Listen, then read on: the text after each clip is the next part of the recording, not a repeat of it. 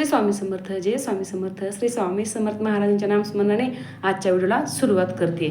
तर तुमच्या सगळ्यांचं स्वागत आहे माझ्या आम्ही सेवेकरी 0011 या चॅनलमध्ये. तर आज मी तुम्हाला 18वा अध्यायाविषयी थोडीशी माहिती सांगणार आहे. 18वा अध्याय म्हणजे जिथं गुरुबळ जिवंत होतं तो 18वा अध्याय. 18वा अध्याय आपण रोज का वाचावं? लक्ष्मी प्राप्तीसाठी व कर्जमुक्तीसाठी तुम्ही 18वा अध्याय वाचू शकता. व्यवसाय दुकान चालत नसेल तर त्या ठिकाणी तुम्ही रोज 18वा अध्याय वाचू शकता.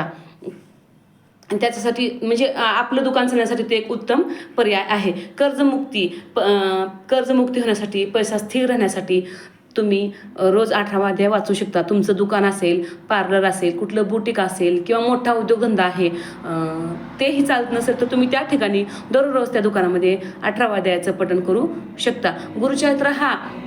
गुरुचरित्रामधला 18वा अध्याय वाचल्याने काय फायदे होतात? तर गुरुचरित्राचा 18वा अध्याय हा भक्ताचा अढळ विश्वास असलेला धडा आहे.